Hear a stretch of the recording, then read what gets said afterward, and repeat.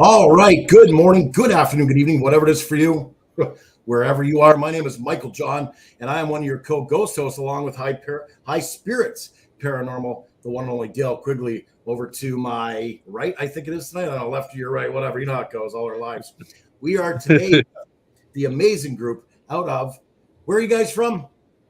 Thunder Bay, Ontario. Thunder Bay, Ontario. They're called Lucky Paranormal, and I am stoked this evening to get this interview underway. We are blessed to have all four members of the team. We got the lovely Leann up on the same row as myself and Dale, Mr. Justin, as well with Gail and Mel. Welcome to everybody. How is everybody doing tonight? Good. Fantastic. Great. Thanks for having us. Here. Thank Well, you. we're glad to have you guys. I mean, I know we met Gail and Mel back at the My Paracon way back in August. You know, it's always funny when you run in other Canadians at an American event, but, you know, we're so glad that we met you guys and finally made this happen and bring you guys aboard.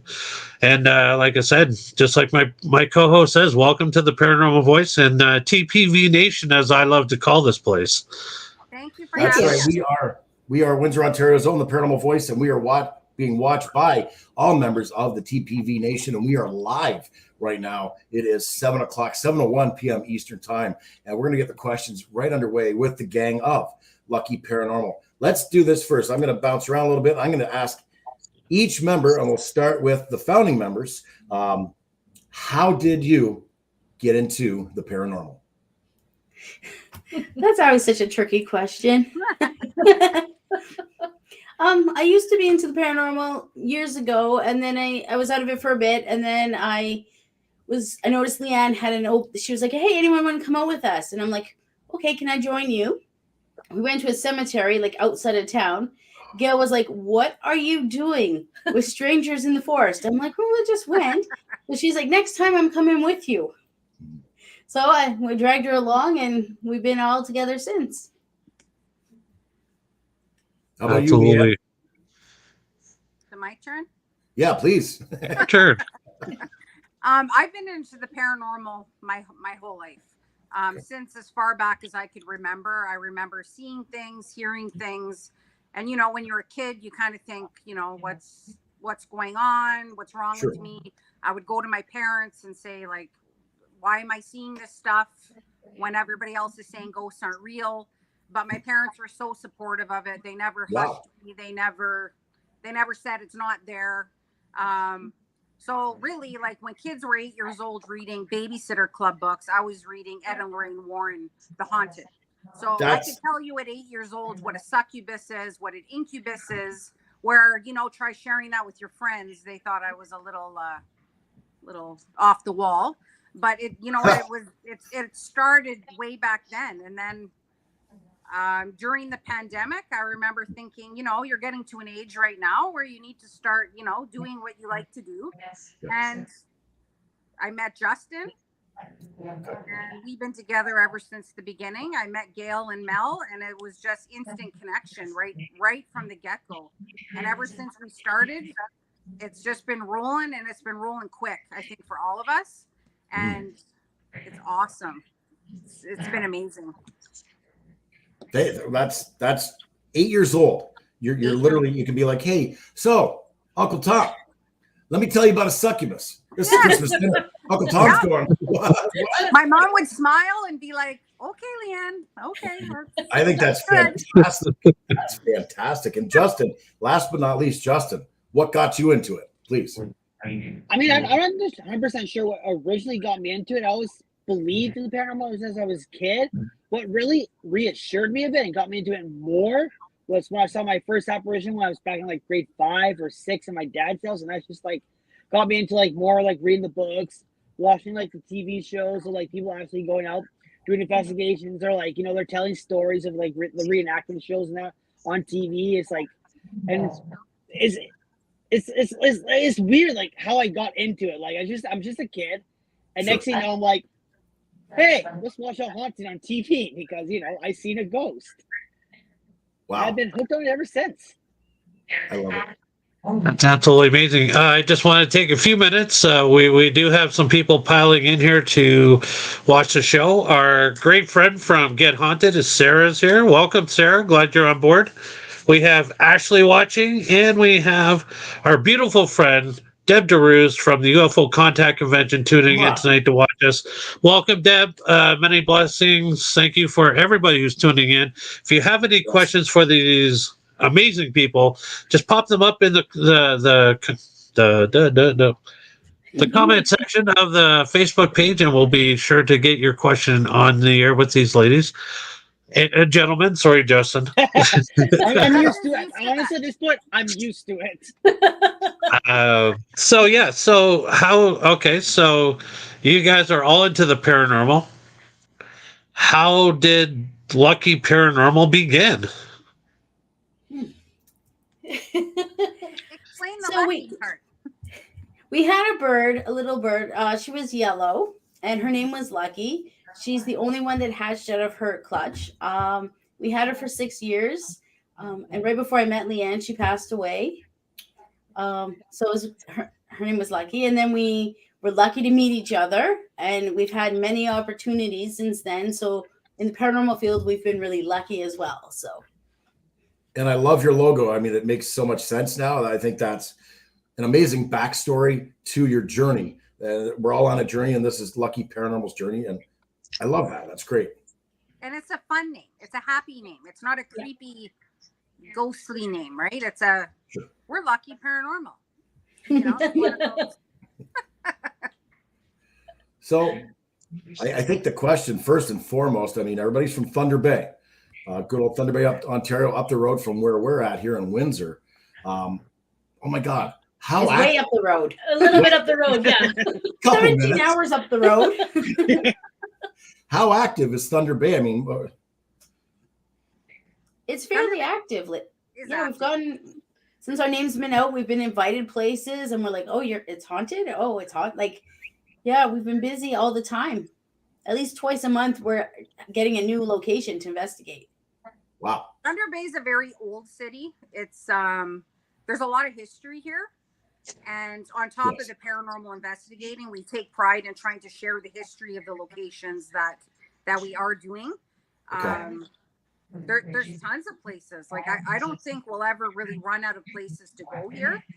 I think it's just getting into places, right? Like everyone in the paranormal field can kind of relate to it. It's getting in, right? You know where you want to go, but how do you gain access to get into that spot? But so far, we've been very, very, very lucky. Again, with our name, we've been asked to come to a lot of our spots here, and I think we're just cracking the nutshell on places that we will be investigating in the future.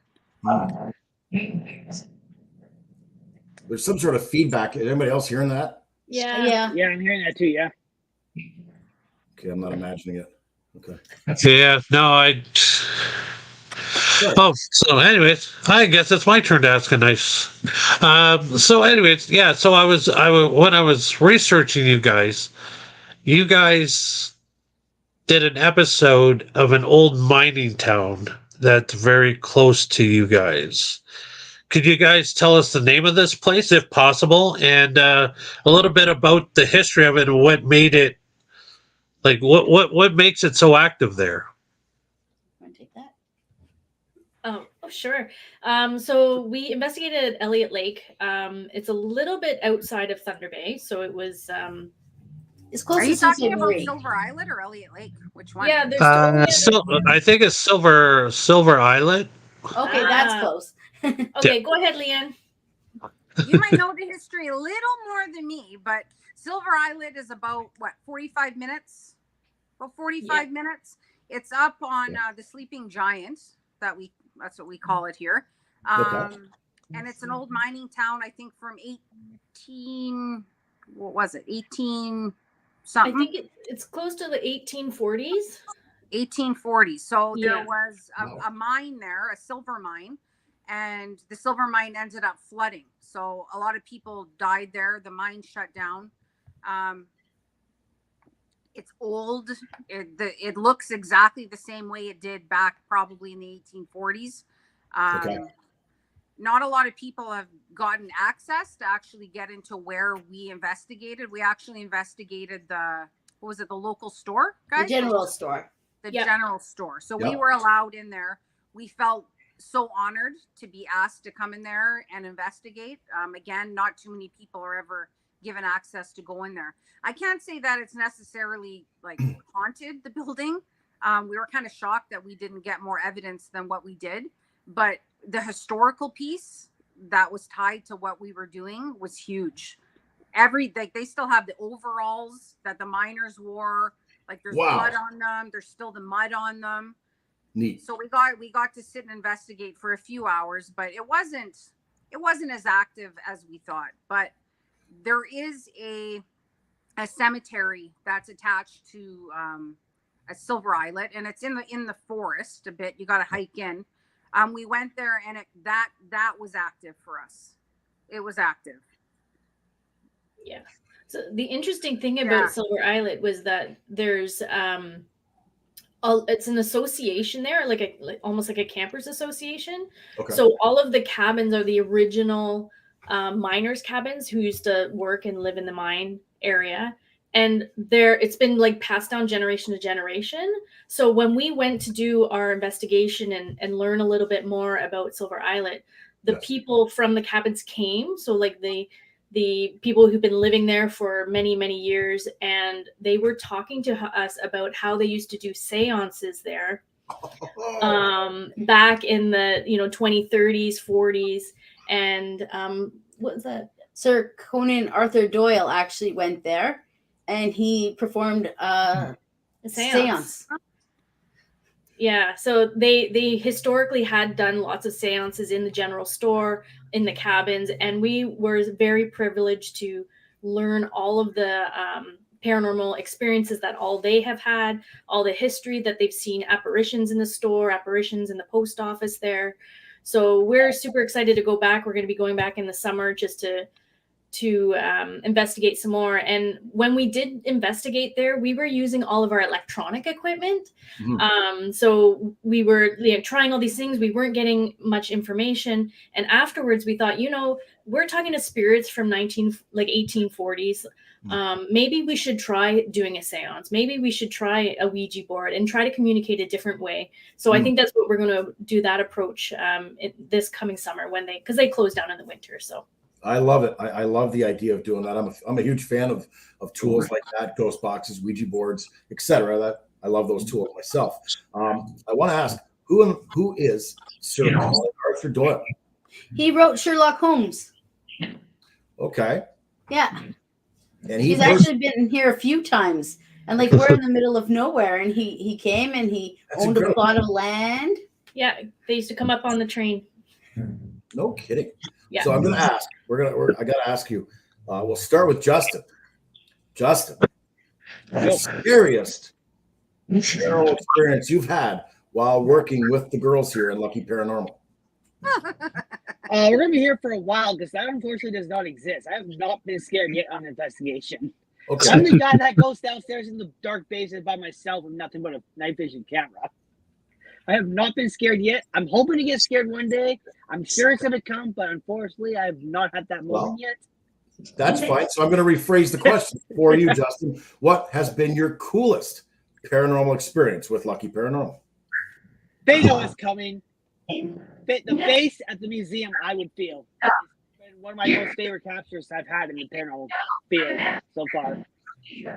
It's like, it's something I wasn't expecting. I was just, going through the footage and just happened to just catch the corner of my eye there and going back and forth, reviewing it for at least 20 minutes. And I'm still I still can't explain it.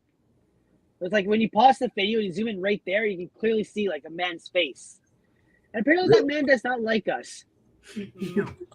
Wow. He does not like us. He does not like us. I love it. Leann, your scariest experience with Lucky Paranormal? Ooh. Scariest, I think, would be from St. Pius Cemetery. Okay. So a little while ago, entering this field, I have a hard time with my words. Like, you know, in the field, you have to be conscious of what you're saying, right? Because words could call things out. And I because I talk a lot, sometimes I'm not really aware of really in the moment what I'm saying. So I went to the top of this hill at this old cemetery. It's called St. Pius. It's amazing if anybody's ever been there. It's literally in the middle of nowhere. It's in the bush. You drive up, there's like these little crosses, these white ones up on the hill. I went up to the top by myself, and I heard somebody walking back and forth. So I stood there and I'm watching and I'm looking, and I could hear it. I could hear the crunching of the leaves. I could hear the crunching of the bush. It's pacing back and forth. And I said to this thing, come at me. If you're there, come at me. Well, this thing rushed me. It rushed me so fast. Yes. I took off and I ran, and I didn't stop running. I left the group. I ran. This just happened not that long ago. I ran because I know what I heard, and I couldn't see anything. There was no denying what I was hearing. It was coming at me, and that was the scariest moment. I don't get scared too often. I don't think anybody in the group really does, but you know, in that case, I was horrified. Why wouldn't you be? Oh my God. Horrifying. Right? I mean, all your my wording. I said, "Come at me," and it. Yeah, you challenged him. You were. I challenged it, and it came at me, and it came. Yeah, you got what you wanted. I didn't want that. Careful what you ask for, right? Yeah. So, Gail. Yeah. You're scariest. Scariest. So the scariest for me was when we were at the Palmer House Hotel. It's in Minnesota.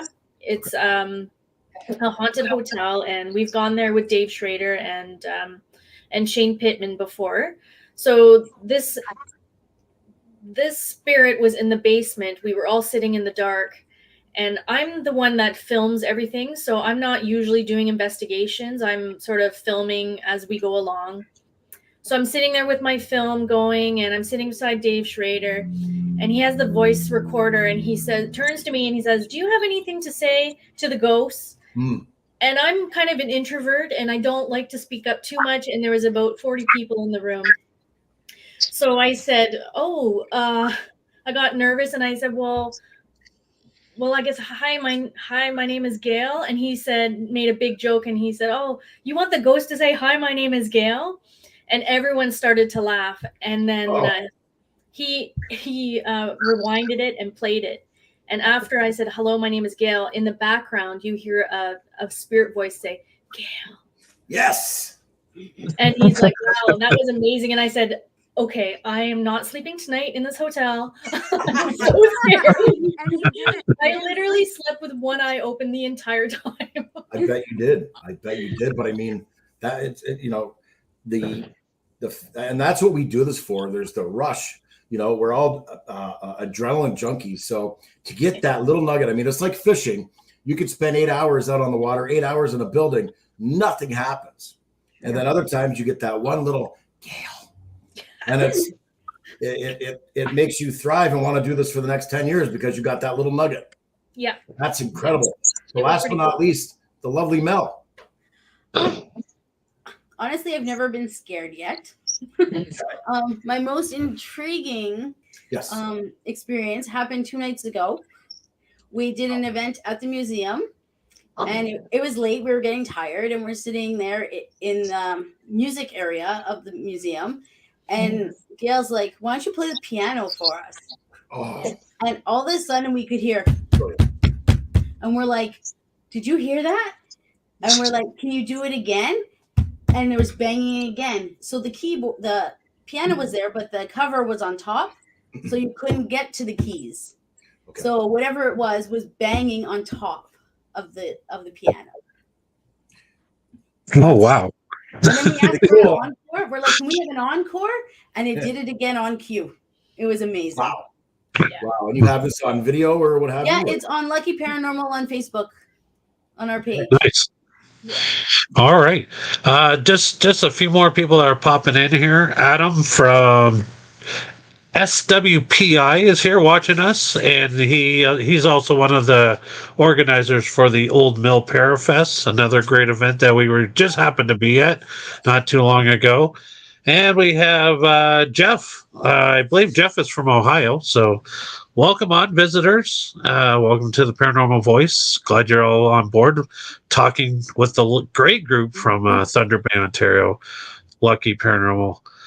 So you guys have a show that's on the Shaw. I don't know if it's still Shaw Cable or if it's the Shaw Network. Can you tell us a little bit about how that came about and how what's that adventure been like, being on a TV, have your own network? That came after so we did a interview actually at Silver Islet. Gail, thank God, knows a lot of people in the community from her job, so she was able to hook that up for us. So we did it with CBC Radio, and right after that aired, we got a call from Shaw, and they were interested in picking up anything and everything that we do. So Gail is the editor and the filmer of our investigation. So whatever it is that we film and we put on YouTube, Shaw picked it up and they show it every Sunday. So that was huge for us. It was, it's community television, but nonetheless, it was so exciting. So whatever it is that we film and we put on YouTube, Shaw. Oh, we're getting some pretty crazy feedback. Yeah, I don't know why. So that's got to be an exciting in itself. Like, even being featured on like local community TV is to be a pretty. I mean, it's good exposure because a lot of people in the community love their own community television. It's quite the accomplishment. So congratulations to you guys on having that. Thanks. So I heard a rumor. Lucky Paranormal had a chance to fly off somewhere really cool. I would love to go there. You guys flew off to Nevada to investigate. We How was did. that? In this rumor. Amazing. Yeah, it was pretty incredible. So we flew into Las Vegas. Yes. Spent a night in Las Vegas, and then we drove up to Virginia City, Nevada, which is a little high in the mountain. Well, not high, but it's pretty high up in the mountains for people from Thunder Bay. It's pretty high up there. And so, I mean, it was pretty incredible. It's a really old city. We investigated again with the celebrities in the paranormal community. We were there for 4 or 5 days. We stayed in a motel that was brand new. We arrived, I think it was a Tuesday or a Wednesday, so there was nobody else in the motel. We had paranormal activity in that hotel. We were there, like, I don't know. I can't explain it. Maybe we just attract these spirits, but we heard whispering. We got up in the middle of the night. There was someone trying to get in our room. Nobody was there. So it was paranormal everywhere in Virginia City. It was fantastic. So you guys got to visit one of the places on my bucket list, the Clown Motel. What was that like? Oh, the Clown Motel. No, speaking of Leann and words. Yeah, the Clown Hotel had a lot of hype, as most places, right? Zach Bagans has been there. Yes. Ghost Adventures has been there, so it must be so haunted. We went there. The vibe, I think, at the beginning, the energy, right? The energy was strong. Yes. We felt it. We entered the room. Me and Mel had some reactions to it. I had a bad headache. Mel was going to throw up. It was strong. It was there. We didn't want to stay in there, but we toughed it out. We didn't sleep there, but that was for other reasons. We didn't sleep there, but the room wasn't that active. The cemetery, the Tonopah Cemetery, that's it's attached to the back of it. I don't know if you know about. I think most people in this field do. It's attached to the back of the hotel. So we investigated. I did not know that. You come out the front doors, you turn, and you're in the cemetery. Right there. Right. And we investigated there. But the interesting part about it, me and Gail talk about this a lot, is the graves that we were attracted to go to. We would we went obviously in the middle of the night, well, in the dark, shone our lights down, and all the ones that we were drawn to were all Canadians. They were all Canadians that were in Tonopah back in the mining days that passed away. And if the tombstones, they all have like a marker on it, and the marker actually explains how that individual had passed away. So like one of them, for instance, was a lady was stabbed to death by her husband with an ore from the mine. Like, it's very descriptive and describing how that person had passed. So it was crazy. It was crazy. And then at the end, I think I may have said the wrong thing maybe again. And I felt an attachment there while we were leaving. Yeah. So it was pretty strong. Mel and Gail had to really smudge me out and pray and do the thing that we always do. But the hotel itself, I think there's a lot of hype. Like a lot of the places, you know, most haunted. We're trying to go to these places to show people if it's haunted, and we don't always catch what that hype is. And unfortunately, I find with my experience, and I'm sure you guys agree with me in this respect. I mean, some places are reputedly haunted. Yes, absolutely, and there's evidence to back it up. But it's some nights, I mean, it's just not as active as other nights, unfortunately. Like, I was lucky. I got to go to Waverly Hills at one point many moons ago. And it's a well-known place, as we all know, out in Louisville, Kentucky there. And it was a slow night. We got about 10% anything, you know what I mean? So I'm just saying, I mean, maybe. You just don't know. No, you never know, right? I wish you could flip a switch and everybody in whatever realm they're in would be right there when we want them. Oh God, right. Right? Yeah.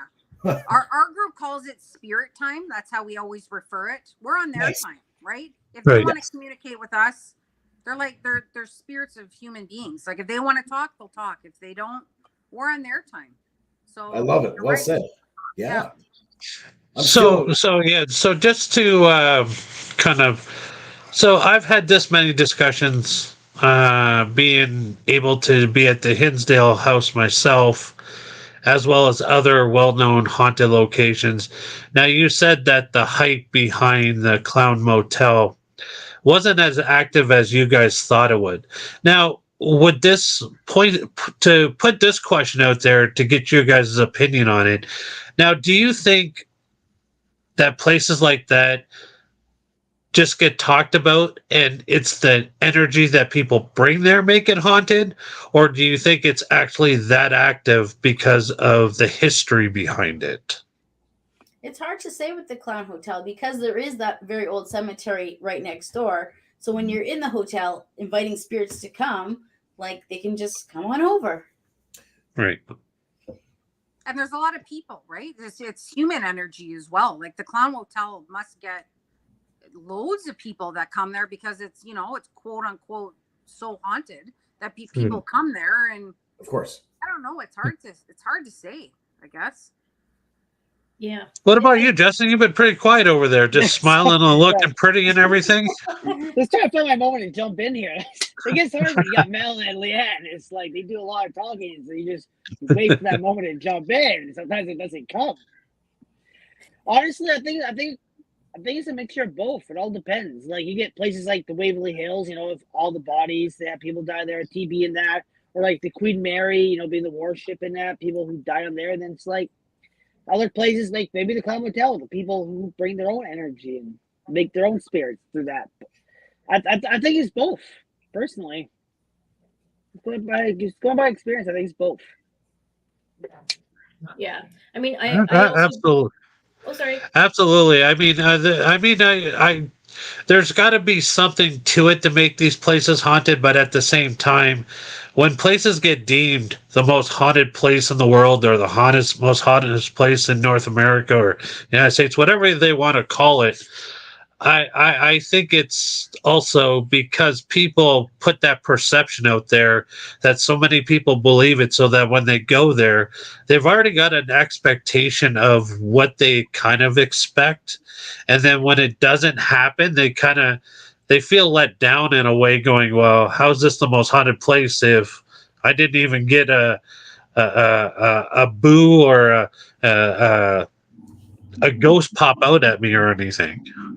So I would have to agree with Justin. It's got to be a little bit of both all in there, people's energy as well as the history behind it. So I want to ask, how long you guys been together now as a team? I'm sorry. Just a little bit under a year. A little under a year. Okay. And by the sounds of it, oh my God, you guys are already doing ghost hunting with celebrities. Wait, I'm going to slide off over now, real quick. Let's do some name dropping and put them back in your pockets when you're done. Who have you ghost hunted with?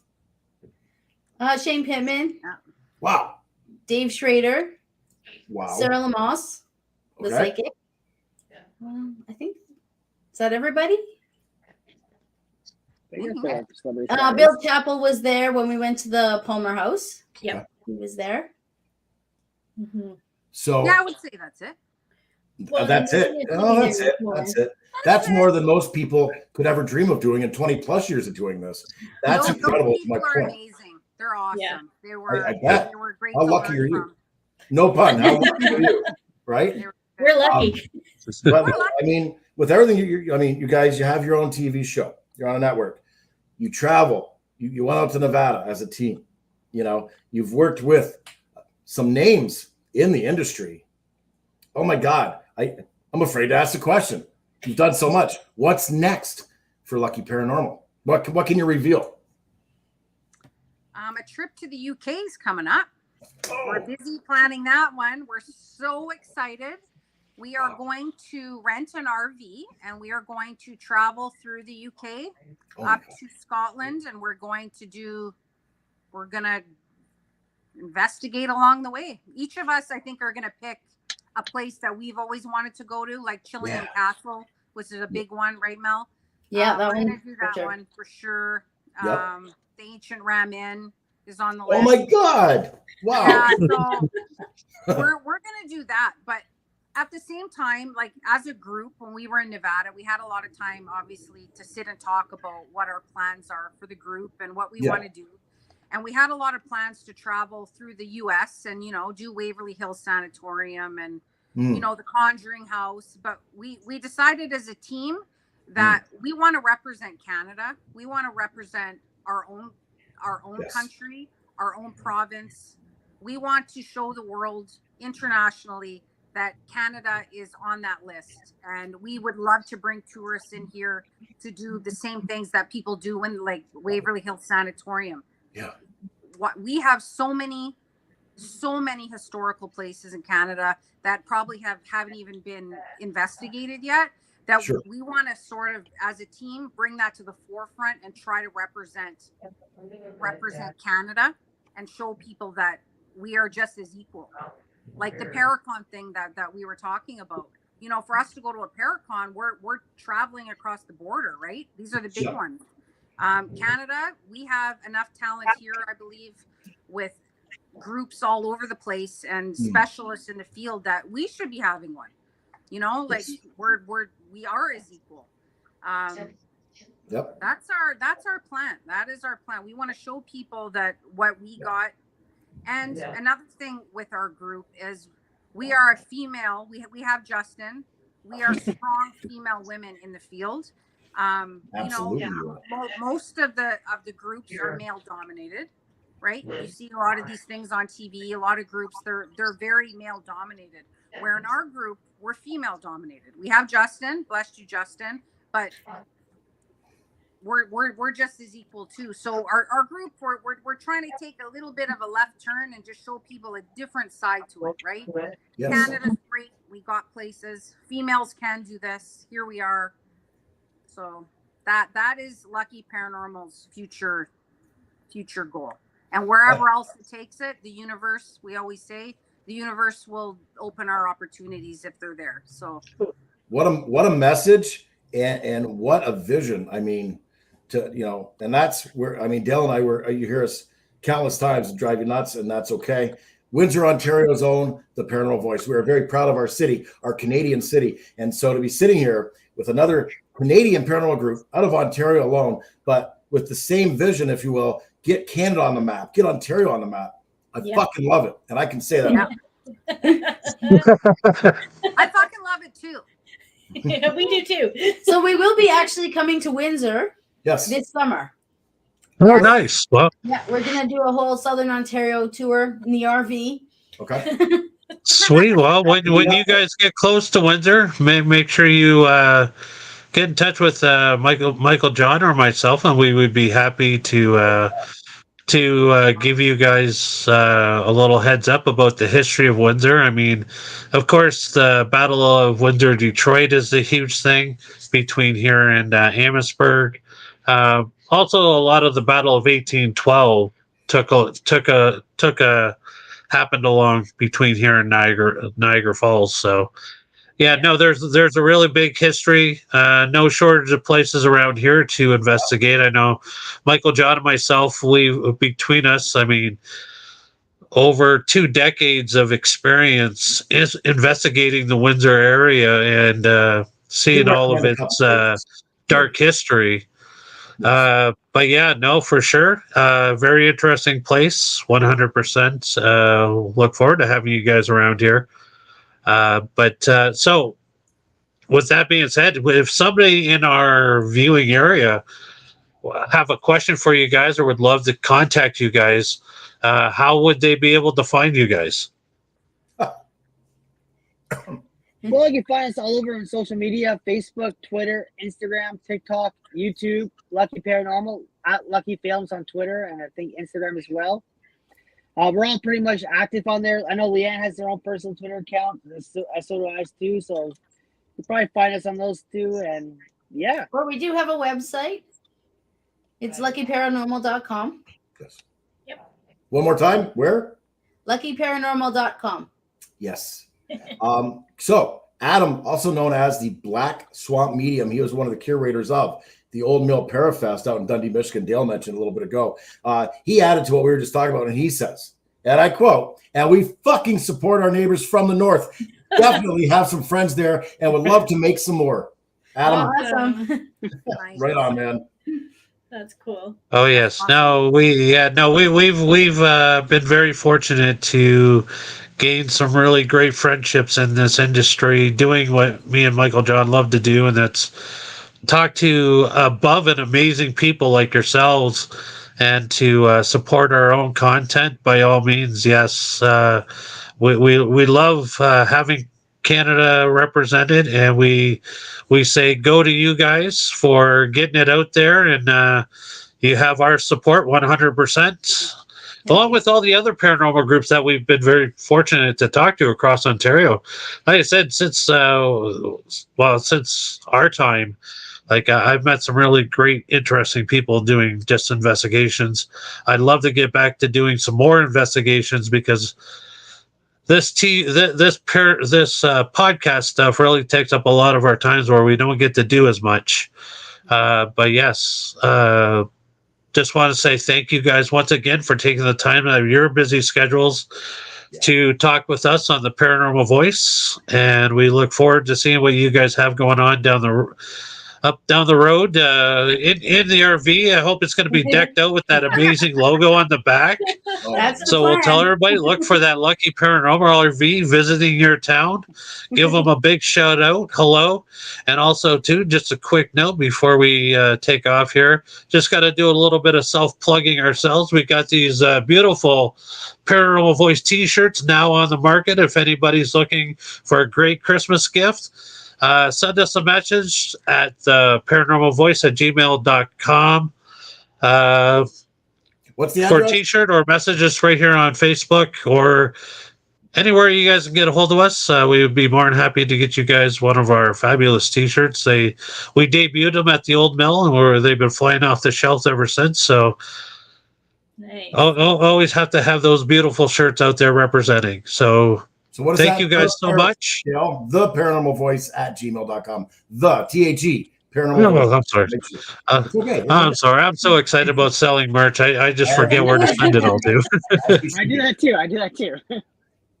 But I want to say to all our fans out there, it's been a ring a ding dong dandy of a show. Thank you for everybody tuning in, supporting Windsor, Ontario's own The Paranormal Voice. It's because of you, the TPV Nation, getting into the chat box, saying hello, asking some questions, all that stuff. We really appreciate it. We are 1,700 plus members on the Paranormal Voice Facebook group. We are on Facebook. We are on StreamYard. And now recently we've just got onto YouTube. So yay us. I will pat myself on the back because leaps and bounds, it's forever forward for us, just like Lucky Paranormal, getting things done, making things happen, making the stories, making the memories. And that's awesome. But in the meantime and in between time, folks, Dale, what do we tell our lovely fans out there watching? We tell them happy hauntings.